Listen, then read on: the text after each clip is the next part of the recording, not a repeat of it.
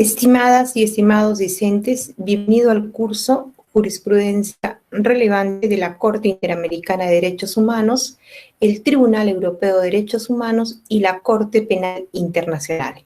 Soy María Candelaria Quispe Ponce. Permítanme, en primer lugar, transmitirles algunas cuestiones vinculadas con mi perfil académico y profesional. Tengo un doctorado en estudios avanzados en derechos humanos por la Universidad Carlos III de Madrid, un máster en Derecho Constitucional por el Centro de Estudios Políticos y Constitucionales de la Presidencia del Gobierno de España y un máster en Derechos Fundamentales también por la Universidad Carlos III de Madrid. Soy docente de la Maestría de Derecho Constitucional y Derechos Humanos de la Universidad Nacional Mayor de San Marcos, de la Universidad Nacional de Cajamarca y del doctorado de la Universidad Privada de Tacna. Soy integrante del grupo de investigación sobre el derecho y la justicia de la Universidad Carlos III de Madrid y en la actualidad me desempeño como asesora jurisdiccional del Tribunal Constitucional. Para mí será un honor y un verdadero placer acompañarles como profesora principal de este curso denominado Jurisprudencia Relevante de la Corte Interamericana de Derechos Humanos, el Tribunal Europeo de Derechos Humanos y la Corte Penal Internacional. Las dos primeras de carácter regional y la tercera de carácter universal. Bien, nos encontramos en el contexto del escenario de la primera clase diferida. En ese sentido, mi presentación estará dividida en dos partes. En la primera parte presentaré los aspectos centrales del sílabo del curso, como son datos informativos, competencia del curso, contenidos temáticos, unidades de aprendizaje, sistema de evaluación de aprendizaje y el calendario del curso. En la segunda parte está destinada a presentar la guía didáctica de aprendizaje que comprende los siguientes aspectos: las sesiones de webinar, los controles de lectura, la tarea académica, el foro de discusión, el examen final y las sesiones síncronas. Pues bien, el Convenio Europeo de Derechos Humanos y la Convención Americana de Derechos Humanos dieron vida a dos de los tribunales internacionales de derechos humanos más importantes, sin dejar de mencionar, claro está, a la Corte Africana de Derechos Humanos y de los Pueblos, que inició sus funciones en 2006, del que en este curso no tendremos ocasión de abordar el tema de esta Corte. Estas cortes regionales, es decir, la Corte Interamericana de Derechos Humanos y el Tribunal Europeo de Derechos Humanos, son instancias análogas, como revisaríamos y trabajaremos en el curso, pero no son idénticas, como bien advierte Sánchez Molina. Presentan similitudes importantes, pero también diferencias que tienen repercusión directa en la protección de los derechos humanos y en la jurisprudencia que emite. No obstante, tienen un objetivo común: la protección de la dignidad de las personas consagradas en la Convención Americana de Derechos Humanos y en el Convenio Europeo de Derechos Humanos. Desde esta óptica, en el presente curso se abordarán tres cuestiones esenciales. En primer lugar, se hará referencia a los aspectos orgánicos, estructurales y funcionales. Se empezará por la ubicación temporal y espacial del sistema de garantía europeo e interamericano, concretamente de la institución del Tribunal Europeo y la Corte Interamericana como supremos intérpretes del Convenio Europeo y la Convención Americana de Derechos Humanos, respectivamente. En segundo lugar, se examinará brevemente las atribuciones y funcionamiento de estos dos tribunales. Finalmente, en tercer lugar, nos centraremos en la jurisprudencia relevante de estas dos cortes regionales y también de la Corte Penal Internacional, que, como había señalado, tiene carácter universal y es la última en iniciar su funcionamiento. Sin más preámbulo, permítanme, por favor, compartir con ustedes unas diapositivas que me permitirán llevar el hilo de esta presentación.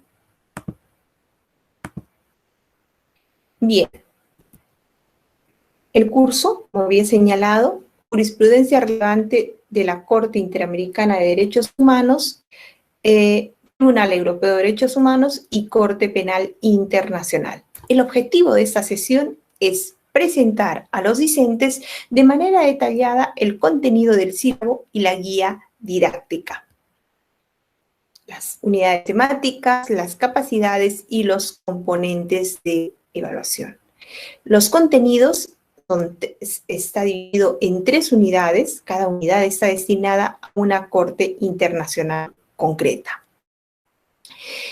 La Corte Interamericana de Derechos Humanos se encuentra en el seno de la Organización de Estados Americanos, como muy bien sabemos. Y el Tribunal Europeo de Derechos Humanos se sitúa en el ámbito del Consejo de Europa. Aquí tenemos 2 imágenes, de hecho, de la Organización de Estados Americanos y la reunión del Consejo de Europa. Pues bien, el tratado es la Convención Americana sobre Derechos Humanos.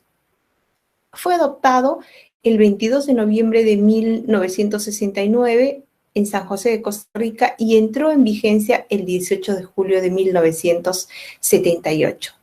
El Convenio Europeo de Derechos Humanos se abrió a la firma en Roma el 4 de noviembre de 1950 y entró en vigor el 3 de septiembre de 1953. Miremos la diferencia en cuanto al tiempo de estos tratados internacionales. Como había señalado, la Corte Interamericana, como ustedes saben, tiene su sede en San José, Costa Rica, y el Tribunal Europeo de Derechos Humanos en Estrasburgo. Hay una diferencia importante también y que igual tiene repercusión en la jurisprudencia, es el número de jueces. Mientras la Corte Interamericana de Derechos Humanos, como muy bien conocen, cuenta con 7 jueces, el Tribunal Europeo de Derechos Humanos con 47 jueces, un juez por cada Estado miembro del Consejo de Europa. Esta es la sede de la Corte Interamericana de Derechos Humanos. Es pequeñita, aunque la repercusión de su jurisprudencia es sumamente importante y en todos los estados parte de la Convención Americana. La sede realmente, como ustedes podrán apreciar y también se ven en las audiencias, es realmente pequeña. La Corte Interamericana de Derechos Humanos empezó sus funciones el 3 de septiembre de 1979, como consecuencia de la entrada en vigor de la Convención Americana sobre Derechos Humanos el 18 de julio de 1978. Es una institución judicial autónoma cuyo objetivo es aplicar e interpretar la Convención sobre Derechos Humanos. Está integrada, como había señalado muy bien, por 7 jueces y juezas nacionales de los Estados miembros de la Organización de Estados Americanos. Los jueces y juezas son elegidos por los Estados parte de la Convención Americana en votación secreta y por mayoría absoluta de votos durante el periodo de sesiones de la Asamblea General de la Organización de Estados Americanos, inmediatamente anterior a la expiración del mandato de los jueces y juezas salientes. Como tenemos en la actualidad, tenemos muy cerca el cambio de un número importante de jueces de la Corte Interamericana de Derechos Humanos. Los jueces y juezas son elegidos a título personal, y esto es muy importante, entre juristas de la más alta calidad, autoridad moral y de reconocida competencia en materia de derechos humanos. Y deben reunir las condiciones requeridas para el ejercicio de las más elevadas funciones judiciales conforme a la ley del país del cual sean nacionales o del Estado que los proponga como candidatos. El mandato de los jueces y juezas es de 6 años y solo pueden ser electos por una vez, ¿no? Una cuestión muy importante y que se pone énfasis en la elección de los jueces de la Corte Interamericana de Derechos Humanos es precisamente este aspecto, que deben ser de la más alta autoridad moral. Eso es importante porque luego las decisiones, como ustedes saben, trascienden al Estado parte en materia de la controversia. Esta es la composición actual, como ustedes saben, de la Corte Interamericana de Derechos Humanos. El juez Humberto Sierra Porto, el juez Patricio Pazmiño, la jueza Elizabeth Odio, que es presidenta actualmente, el juez Eduardo Biogrossi, el juez Eugenio Zaffaroni, el juez Eduardo Ferrer MacGregor y el juez Ricardo Pérez Manrique. De acuerdo con la Convención Americana, la Corte ejerce 3 funciones esenciales: la función contenciosa, la función consultiva y la función de supervisión de cumplimiento de las sentencias. Esta tercera función es una de las diferencias importantes con el Tribunal Europeo de Derechos Humanos, como tendremos ocasión de trabajar en la primera sesión síncrona y en todos los materiales que ustedes tienen a mano. Como saben, el Tribunal Europeo de Derechos Humanos no se encarga de la supervisión del cumplimiento de las sentencias, delega esta función a un órgano político, el comité, ¿no? Delega, no es como en el caso de la Corte Interamericana, que también realiza incluso audiencias para esta función concreta. De entre las 3 funciones, sin duda, la función contenciosa es la más importante.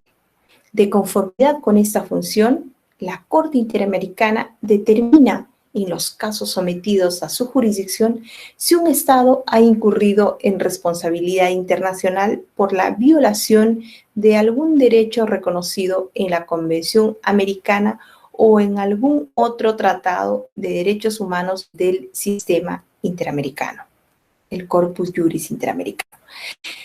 De ser el caso, como consecuencia, dispone las medidas de reparación integral que sean necesarias para remediar las consecuencias derivadas de la vulneración de derechos.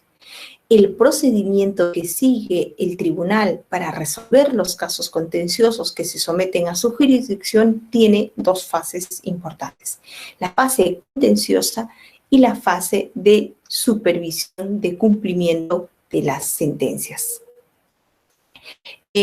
La competencia contenciosa de la Corte Interamericana es reconocida por 20 estados de la Organización de Estados Americanos, los 35 estados. Por eso se dice que básicamente la Corte Interamericana sería una corte, sobre todo una corte latinoamericana. Los países que han reconocido la competencia contenciosa actualmente son México, Guatemala, Honduras, Nicaragua, Costa Rica, Panamá, Ecuador, Bolivia, Chile, Haití, República Dominicana, Barbados, Surinam, Colombia, Brasil, Paraguay, Uruguay y Argentina. Son 20 países. Perú es parte de la Convención Americana de Derechos Humanos y ha reconocido la competencia contenciosa de la Corte Interamericana. Por eso, la trascendencia de los pronunciamientos judiciales de esta Corte para el desarrollo del ordenamiento jurídico del Estado peruano. La Corte Interamericana, como ustedes saben, no emite el número de sentencias tan extensas como sí sucede con el Tribunal Europeo de Derechos Humanos. De hecho, el año 2020, de acuerdo al informe emitido por la Corte Interamericana, el informe anual, solo ha emitido 23 sentencias, de las cuales 19 sentencias son de fondo y 4 son sentencias interpretativas. Sin embargo, cada una de estas sentencias es sumamente importante y es trascendente para la vida de las personas. Este es el número de sentencias de fondo e interpretación emitidas en 2020. Por ejemplo,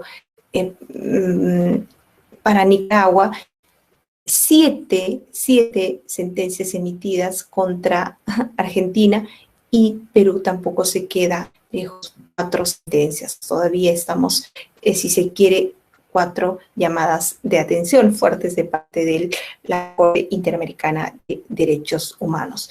Los casos del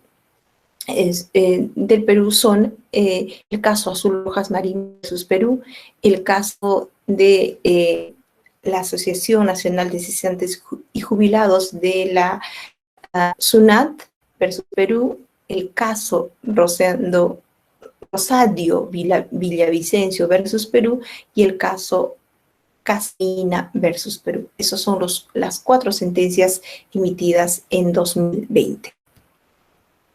Una cuestión importante que tenemos que tener también en cuenta y tendremos en cuenta en el desarrollo del curso es el número de sentencias, el número de casos contenciosos que ha emitido la Corte Interamericana desde 1979 hasta 2020.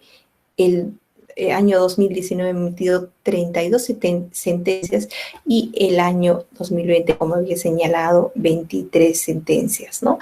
El 2019 es el año de más producción, como ustedes pueden advertir, y 2020, al igual que 2010, emite 23 sentencias. A diciembre de 2020, la Corte Interamericana contaba con 48 casos por resolver.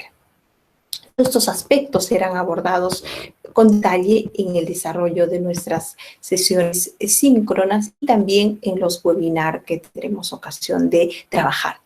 ¿Cuál es el escenario en el que desarrolla sus funciones la Corte Interamericana?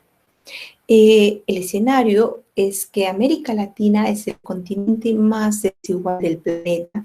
En consecuencia, sin duda, el contexto en el que desarrolla sus funciones es el siguiente. Primero, una profunda desigualdad socioeconómica. Segundo, patrones históricos de discriminación. Y tercero, una frágil institucionalidad democrática. Como ustedes han podido advertir, los últimos 15 días aún continuamos en el Perú viviendo ese tercer aspecto, la frágil o compleja institucionalidad democrática. Las elecciones que aún no se proclama el candidato, no se proclama al ganador de esta contienda.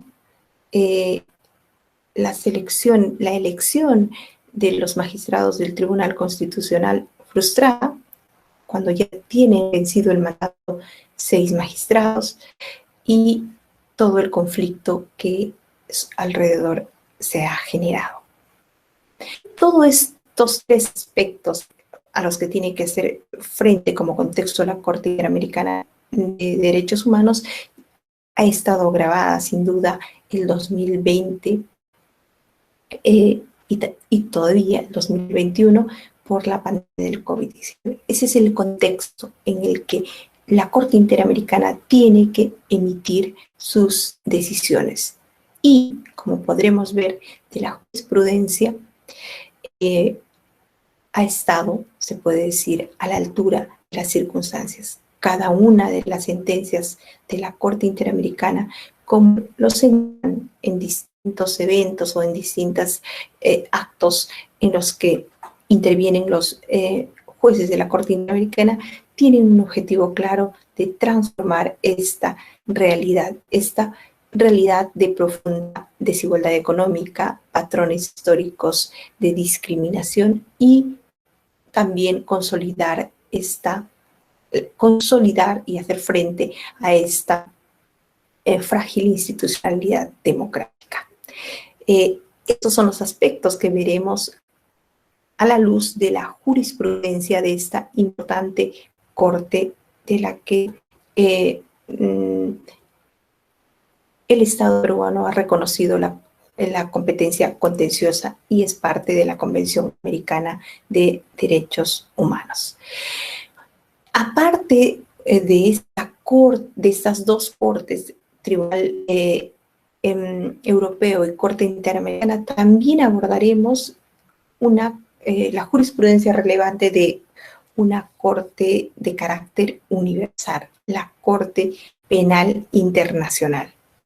La comunidad internacional alcanzó un hito histórico cuando en 120 estados adoptaron el 17 de julio de 1998 el Estatuto de Roma. El instrumento constitutivo de la Corte Penal Internacional, que entró en vigor el 1 de julio de 2002 tras la ratificación de 60 países, entre ellos el Perú, y en la actualidad ya son 23 países que han ratificado el Estatuto, 123 países que han ratificado el Estatuto de Roma. La Corte Penal Internacional, con sede en La Haya, en los Países Bajos, es un organismo independiente que no forma parte de la estructura de Naciones Unidas, con el que eso sí firmó un acuerdo el 4 de octubre de 2004 que regula la cooperación entre ambas instituciones. La Corte Penal Internacional es un tribunal estable y permanente. Constituye la primera jurisdicción internacional con vocación y aspiración de universalidad, competente para enjuiciar a personas físicas y, en su caso, depurar la responsabilidad penal internacional del individuo por los crímenes más graves de trascendencia para la comunidad internacional. Conforme establece el artículo 5 de su estatuto, la Corte Penal Internacional es competente para conocer crímenes de guerra, genocidio, crímenes de lesa humanidad y el crimen de agresión. La Corte Penal Internacional actúa sobre la base del principio de complementariedad con las jurisdicciones nacionales de los estados parte. En esto coinciden la Corte Interamericana de Derechos Humanos, el Tribunal Europeo de Derechos Humanos y el Tribunal Penal Internacional. Las cortes regionales trabajan a la luz del principio de subsidiariedad. Son los estados parte los primeros encargados de la protección y defensa de los derechos humanos. Cuando la protección del Estado falla, recién entra subsidiariamente la Corte Interamericana de Derechos Humanos y el Tribunal Europeo de Derechos Humanos. El principio a la luz del que trabaja la Corte Penal Internacional es el principio de complementariedad con las jurisdicciones nacionales de los estados parte, como es el Perú.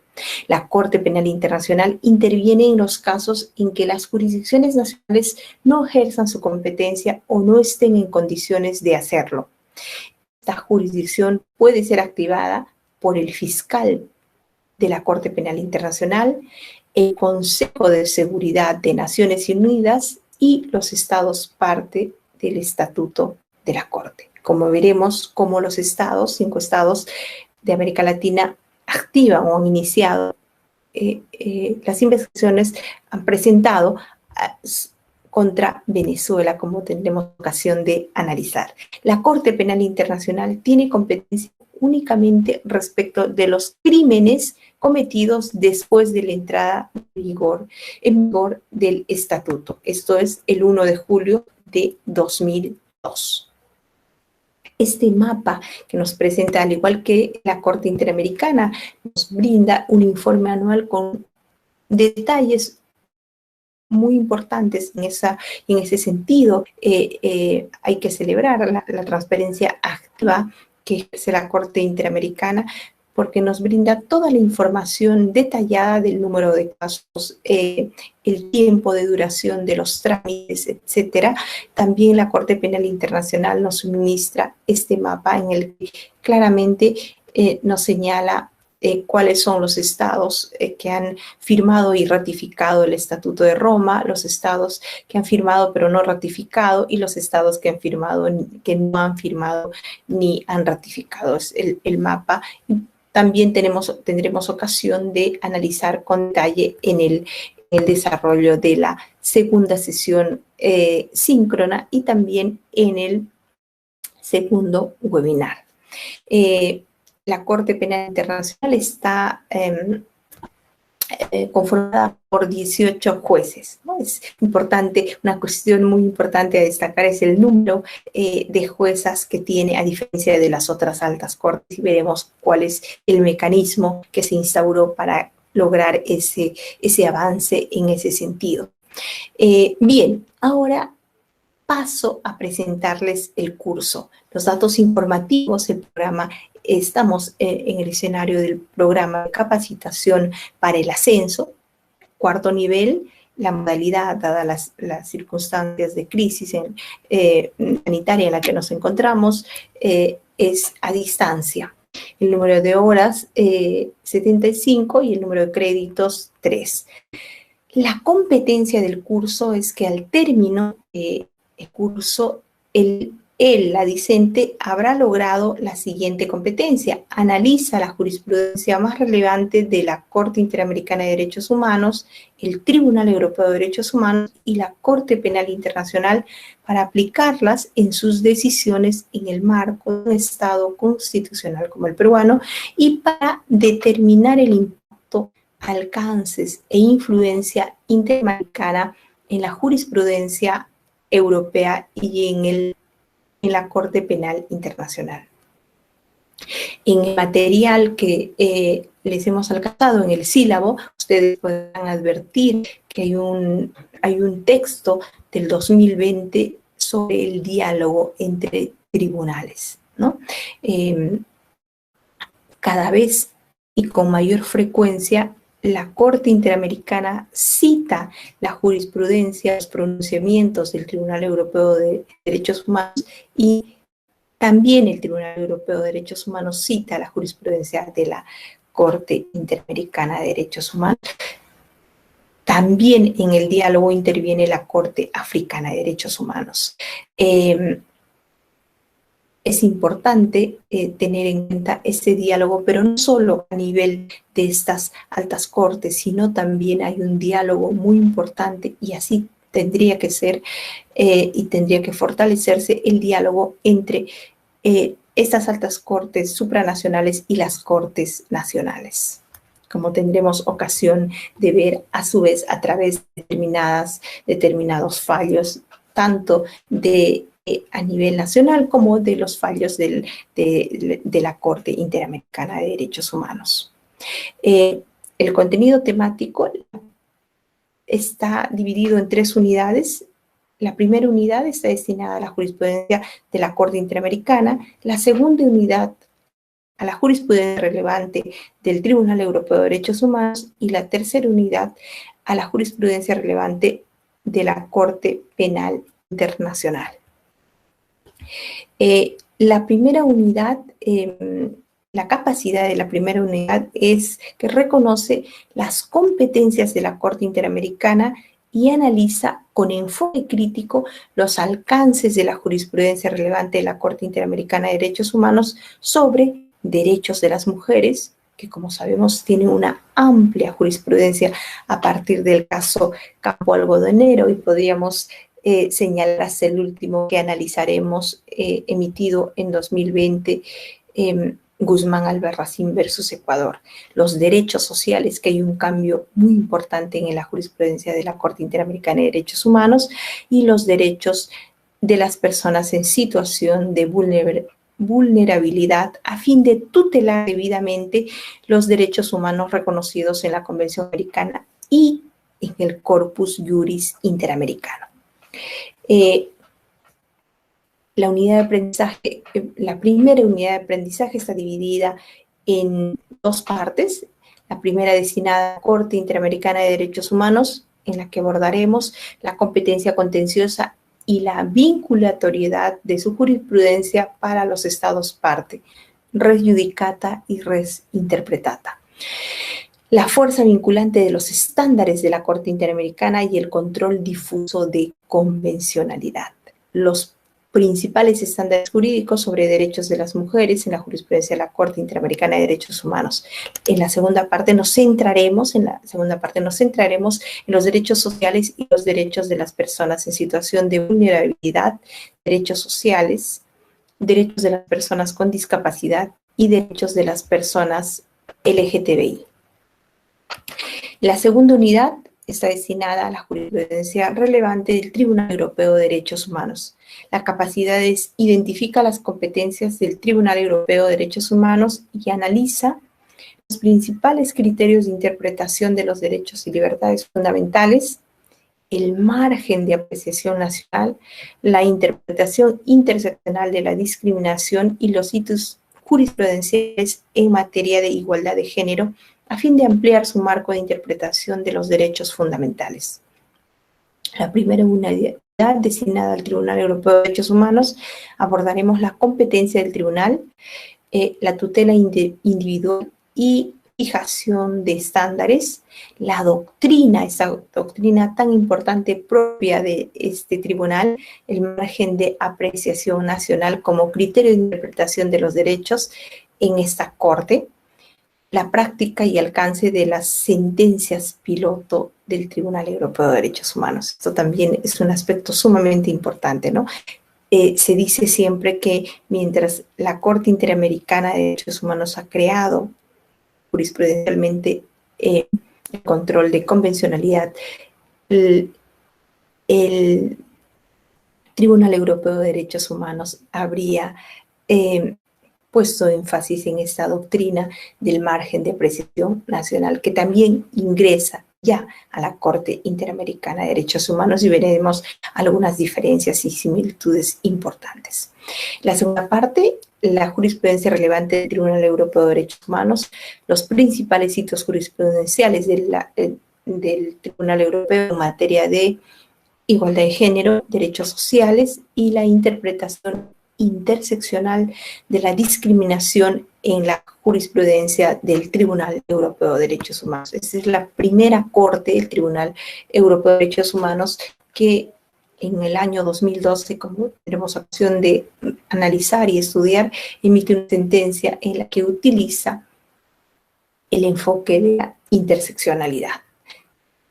Después de 2012, también explícitamente la Corte Interamericana utiliza esta herramienta, aunque quienes estudian la jurisprudencia señalan que ya desde el caso Campo Algodonero habría un enfoque, implícitamente un enfoque interseccional en la Corte, desde la Corte Interamericana de Derechos Humanos, como tendremos ocasión de revisar. Finalmente, la tercera unidad está destinada a la Corte Penal Internacional. La capacidad analiza las competencias de la Corte Penal Internacional en el marco del Estado constitucional de derecho e identifica las obligaciones del Estado peruano como Estado parte del Estatuto Penal, del Estatuto de Roma, y los criterios establecidos en la jurisprudencia de la Corte Penal Internacional a fin de tener dichos criterios presentes al momento de administrar justicia. La primera unidad está destinada a las características y contenidos del Estatuto de Roma, la competencia de la Corte Penal Internacional y la jurisprudencia relevante de la Corte Penal Internacional. La segunda parte de la tercera unidad, a la Corte Penal Internacional en el Perú, ¿no? Específicamente enfocado a nuestro país. La ratificación del Estatuto de Roma y las obligaciones del Estado peruano, el principio de legalidad y tipicidad y la necesidad de adopción del Estatuto de Roma en el derecho interno y la implementación del Estatuto de Roma en el Perú. Análisis de los proyectos de ley. Bien, el sistema de evaluación de aprendizaje, como ustedes conocen muy bien, está establecido del siguiente modo. Dos controles de lectura. Primer control de lectura evalúa la unidad de aprendizaje 1 y 2 y el segundo la unidad de aprendizaje 3. El foro de discusión evalúa la unidad de aprendizaje número 2 y la tarea académica, aquí es muy importante señalar, la tarea académica evalúa la unidad de aprendizaje número 1. Y esto es muy importante porque, como ustedes podrán advertir, si bien las tres cortes de justicia son sumamente importantes, sin duda la que tiene un peso significativo para el desarrollo y la protección de los derechos humanos en el ámbito nacional es la Corte Interamericana de Derechos Humanos, ¿no? A través del control de convencionalidad se enfatiza el deber que tienen los jueces, pero el deber que tienen todos los órganos del Estado de hacer este contraste de compatibilidad entre la Convención Americana de Derechos Humanos y la jurisprudencia. Esto es el control de convencionalidad, ¿no? Por tanto, es obligatorio hacer este control de convencionalidad. En consecuencia, evidentemente, la jurisprudencia de la Corte Interamericana es prioritario revisar, trabajar y tener en cuenta. Por tanto, ese es el objetivo por el que la tarea académica se centra en la unidad número 1. Esto es la jurisprudencia de la Corte Interamericana de Derechos Humanos. Y el examen final, evidentemente, evalúa las tres unidades. El primer control de lectura, que evalúa la unidad 1 y la unidad 2, los insumos son tres insumos, ¿no? Sumamente importantes. Además, el texto del profesor Eduardo Ferrer Magregor, control de convencionalidad y buenas prácticas sobre el diálogo entre la Corte Interamericana de Derechos Humanos y los tribunales nacionales. El texto del profesor Díaz Colchado, la fuerza ante los estándares de la Corte Interamericana, y el texto del profesor García Roca y Queral Jiménez sobre buenas prácticas en el cumplimiento de las sentencias del Tribunal Europeo de Derechos Humanos. El segundo control de lectura, que evalúa la unidad 3, tiene como insumos el texto de la profesora Sandra Castro sobre qué es la Corte Penal Internacional y sobre cómo podemos llegar a la Corte Penal Internacional. Es un texto bastante instructivo y también el texto se evalúa, es materia de evaluación, el texto de la profesora Alicia Gil, responsabilidad penal individual, la sentencia Albanga, ¿no? Esos son los materiales que serán evaluados en el primer y segundo control de lectura. Luego también tendremos dos webinars, el primero con una duración de 90 minutos, que se realizará el 16 de julio, y el segundo, 45 minutos, que se desarrollará el día 6 de agosto. Es importante destacar que hay un tiempo prudencial entre la primera clase 5 y la segunda, para que podamos aprovechar y leer el importante material elegido por la Academia de la Magistratura con la metodóloga y también las sentencias que se presentan en el sílabo y también en la guía, ¿vale? Tercer componente, el siguiente componente de evaluación es el foro de discusión. En el foro de discusión, el material que se trabaja como insumo básico es el texto de la profesora Carmona Cuenca, los principales hitos jurisprudenciales del Tribunal Europeo en materia de igualdad de género. La rúbrica de los criterios indicadores de evaluación están claramente plasmados. Ustedes pueden tener claridad qué es lo que se va a evaluar, tenemos en la guía.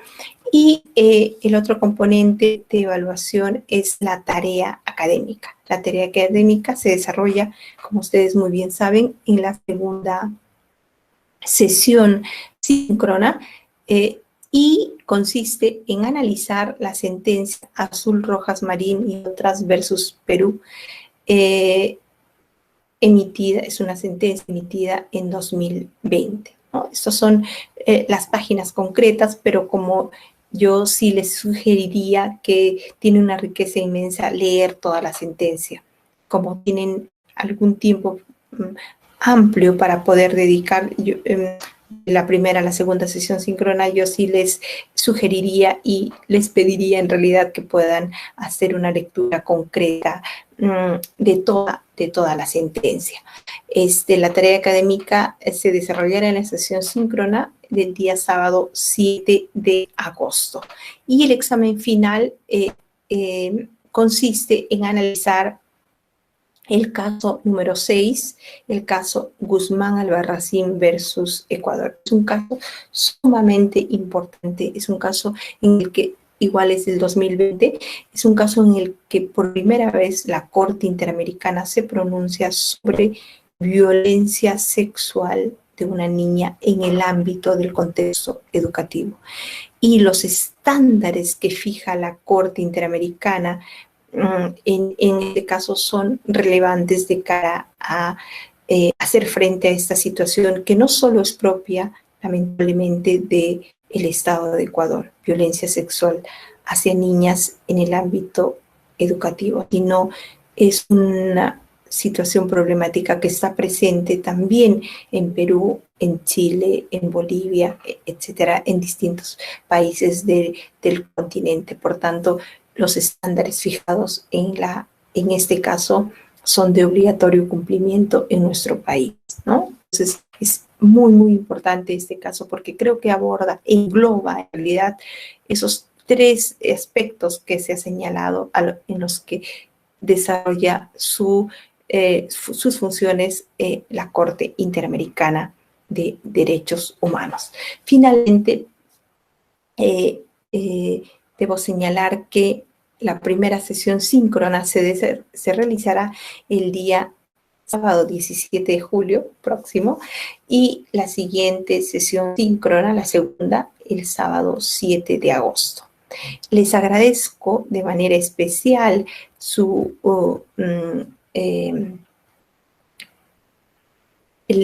presencia en esta clase diferida y los invito a poder leer los textos y las sentencias importantes que se presentan tanto en la guía como en el sílabo.